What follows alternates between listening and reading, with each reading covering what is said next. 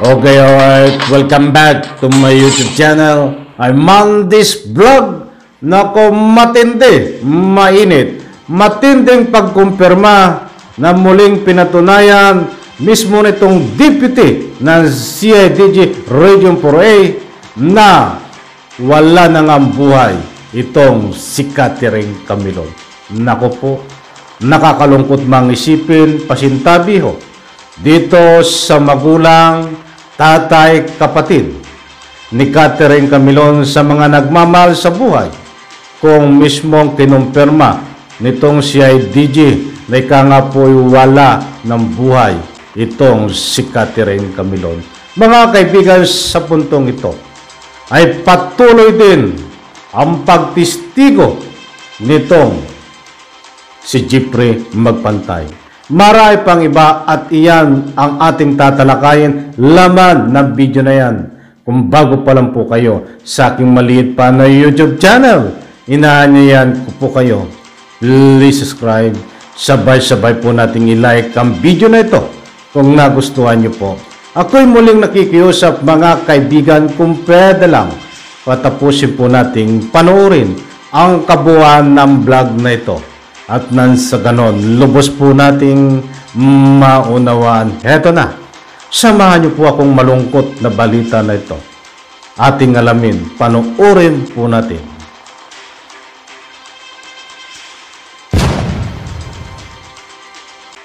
Una rito, mismo ang Deputy Chief ng CIDG Region 4A na si Police Major Nilo Moralios ang nagkumpirma na may mga witnesses na nagsasabing patay na nga si Camilon. Bukod sa pangangalap ng karagdagan pang mga ebidensya, patuloy ang pagkumbinsi ng Criminal Investigation and Detection Group o CIDG sa sumukong suspect na si Jeffrey Magpantay para tanggapin ang alok na tumayong state witness sa kaso ng pagkawala ng beauty queen na si Catherine Camilon. Si Magpantay ang driver ng pangunahing suspect na si Police Major Alan De Castro. Ayon kay CIDG Director Police Major General Romeo Caramat Jr., ito'y bahagi ng pagnanais ng liderato ng Philippine National Police na matuldukan na ang kontrobersyal na kaso. Aminado si Major General Caramat na lumiliit ng tsansa na matatagpuan pa nila ng buhay ang beauty queen contestant na mahigit 3 buwan nang nawawala.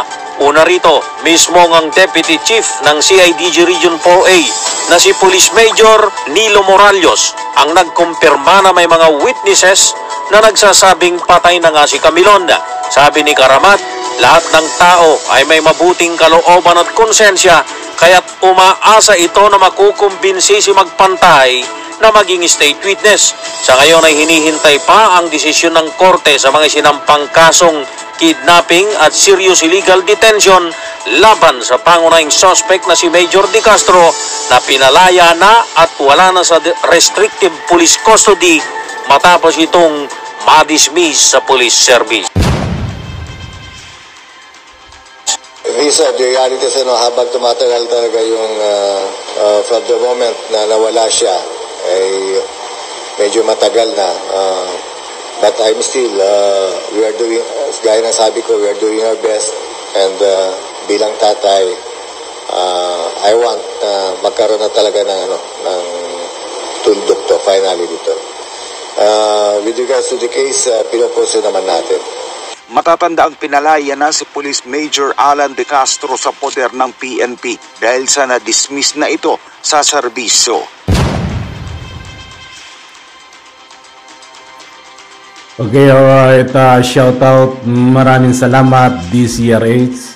Ipaintulot ho ang paggamit ng inyong video clips. Okay. At heto ho, mainit na usapin. Ating bibigyan ng highlight. Ito ay mag-iisang linggo na ho na pumutok sa social media dahil sa kagagawan din ng CIDG, dahil sila po ang una na nagbigay ng pahayag na wala ng buhay itong si Catherine Camilon. But sa puntong ito mga kaibigan, ay muli po na nagbigay ng kumpirmasyon. According sa ruling ng video na yan, ay kinukumpirma nila nitong Deputy Chief ng CIDG Region 4A na wala nang kinukumpirma na wala ng buhay itong si Catherine Camilon na nagbabase po sila dito sa testimonya ng mga testigo. Di ba? Maliwanag po. Unahan ko na ho kayo. Hindi ho tayo dito nagpapakalat ng fake news.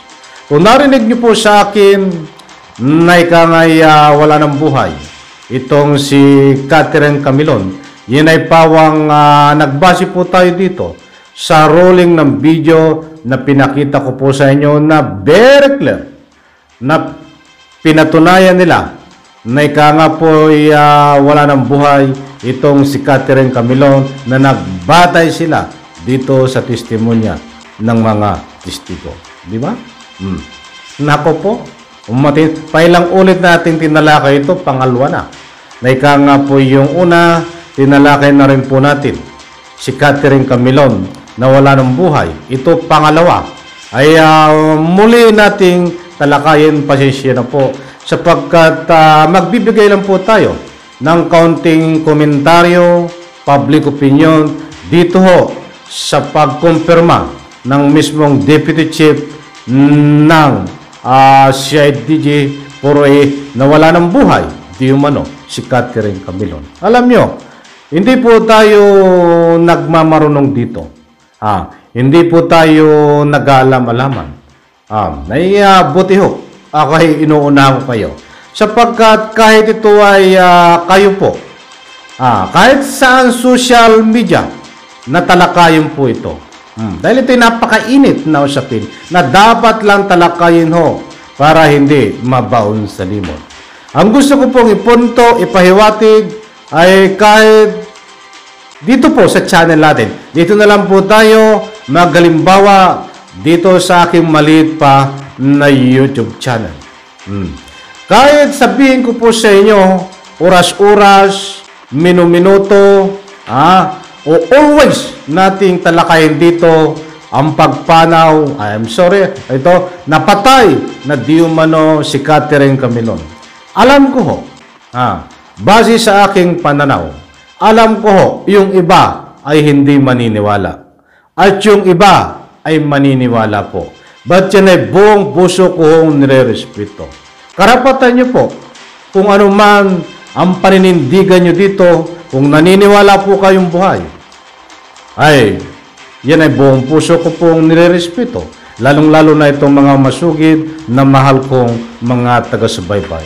At kung hindi man o kayo naniniwala na ito'y wala ng buhay, o kung naniniwala man kayo na ika nga po'y ito'y wala ng buhay, yan ay buong puso ko din pong nire-respeto. But ang punto de vista, ang pinakabuod ng ang gusto ko pong iparating dito, ay nasaan po ang katibayan. Kahit nga po, sinabi ko, ulitin kong muli, kahit oras-oras, minuto, at always natin talakayin to, ay useless so. Useless, mga kaibigan. Walang saysay. Dahil wala nga po tayong proof na pinaghahawakan na ika nga po'y sinasabi, kinumpirma ng CIDG na ayon sa kanilang pag-iimbestiga na sinabi ng testigo na wala ng buhay si Catherine Camilon. Hanggang salita na lang ba, mga kaibigan, ang kinaukulan na sabihin wala ng buhay si Catherine Camilon? Hindi po tayo nagmamarunong dito. Suriin niyo po, mabuti. Ano ang pangahawakan po natin na matibay na ebidensya na sa katunayan wala ng buhay itong si Catherine Camilon? Mga kaibigan, kaya ako po ay nagtatanong lang, ito ba ang tama? Ito ba ang tulay? Na ika nga po ay sabihin nila na wala ng buhay si Catherine Camilon upang masolve ang kaso na ito? Ito ba ang dahilan na ika nga po ay maging tulay para muling makasuhan ng panibagong kaso itong tinuturong utak mismo dito na dating pulis na tanggal serbisyo na si De Castro. Kung magbibigay daan po yan na sabihin yung wala ng buhay itong si Catherine Camilon, bakit hindi nyo po kasuhan kung sinong dapat kasuhan dito? Kung matibay po ang ebidensya nyo na ika nga po na sinabi nyo na wala ng buhay si Catherine Camilon, na nagbabase po kayo sa testigo na yan, kasuhan nyo po. Para naman may pakinabang. Hindi po basura ang sinasabi nyo na wala ng buhay si Catherine Camilon. Hindi ko po kayo pinapangunahan dahil nasa inyo po ang reflect niyan. Nasa inyo po ang feedback niyan. Ano ang feedback dito? Hindi po maganda. Di ba? Unang-una, kayo po umahawak sa kaso na yan. Ay pwede bang palipasin na lang yan? Wala ng buhay, wala ng buhay. Ba't walang kaukulang aksyon? Ano po yung sinasabi nating aksyon? Ano po ang sinasabi nating aksyon? Kung sinabi niyo po na wala ng buhay si Catherine Camilon, gumawa po kayo ng kaukulang aksyon na ika nga po ay magsampu kayo ng kaso. Total hawak niyo po ang ikangay. Mga testigo na yan na nagsasabi ng tunay at tapat. Dahil hindi naman titistigo yan kung walang kinalaman, kung walang nalalaman sa turo ho ng kanilang mga mata. Dahil nakita nilang aktwal, mga kaibigan. Kung nagsisinungaling man yan ngayon, ay dapat alamin nyo kung nagsisinungaling yung mga testigo. May way din po kayo nang sa ganun po, dapat malaman nyo kung nagsisinungaling yung mga testigo na yan. Huwag lang po kayong umasa. Diyan po sa korte, pagdating ng cross-examine. Dahil alam nyo, pagdating sa korte, ay malalaman natin. Ang ika nga po itong mga testigo na to kung nagsisinungaling. Sa pamagitan ng cross-examine. Huwag na po nating intayin doon. Dito pa lang. Kahit hindi sa korte, kayo po ay Major Colonel, diyan sa CIDG, matataas sa rank nyo. Alam ko po, napakatatalino nyo bago kayong maging major. Mayroon po kayong mga special na kaalaman kung paano mag-trace kung itong mga testigong ito ay nagsisinungaling o hindi. Di ba mga kaibigan? Para naman hindi maging basura. Yung mga sinasabi nyo na patay na si Catherine Camilon. At nasa ganun po, kung talagang totoo yan, muli po, inuulit ko, gumawa naman po kayo ng kaukulang aksyon. Huwag lang po, puro salita. Pero mga kaibigan, pinadaanan ko pong muli yan. At siyempre ho, marami po nagre-request na ika nga po muli kong talakayin dahil ay kalat na kalat daw ho sa social media kung ano ang buong katotohanan. Tama ho, kalat na kahit sa media platform ho ay pinapahayag ng CIDG na wala ng buhay si Catherine Camilon. But ang gusto nating marinig ngayon, kahit panibagong kaso, walang maisampa dito kay De Castro. Hindi ko na uulitin dahil inisa-isa ko na po sa iyo kung dapat muling sampa nito kung matibay ang ebidensya na wala ng buhay si Catherine Camilon. Okay, dito naman tayo, pasensya na po. At bilisan na natin to. Itong patuloy. Anong sinasabing patuloy?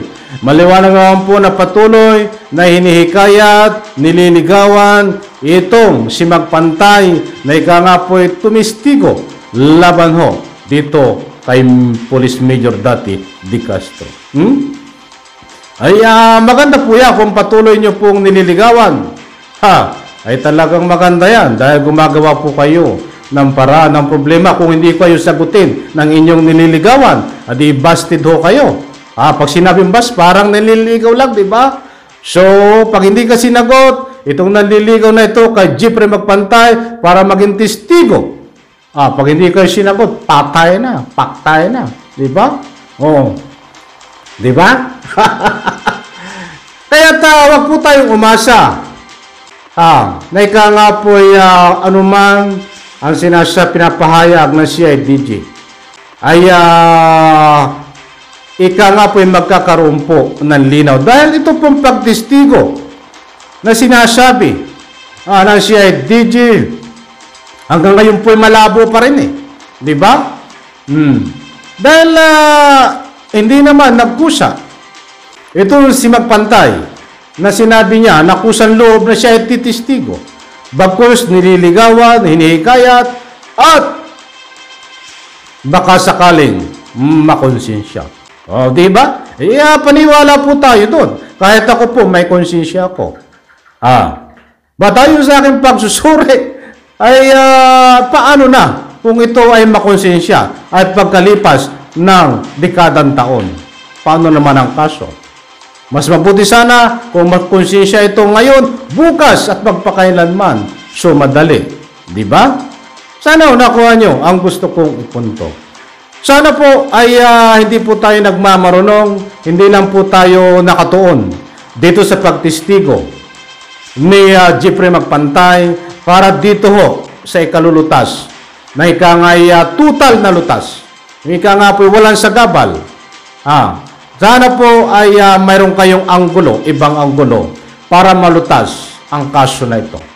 Dahil kung pagbabasihan po natin ang sinasabi nyo na titistigo, itong si Magpantay na nagbabase po kayo na dapat kung makukonsensya ito, muli kong uulitin, kung ito ay makonsensya, ay sa ilang dekada pa ang makakaraan o after 5 years pa o ilang taon pa bago makonsensya.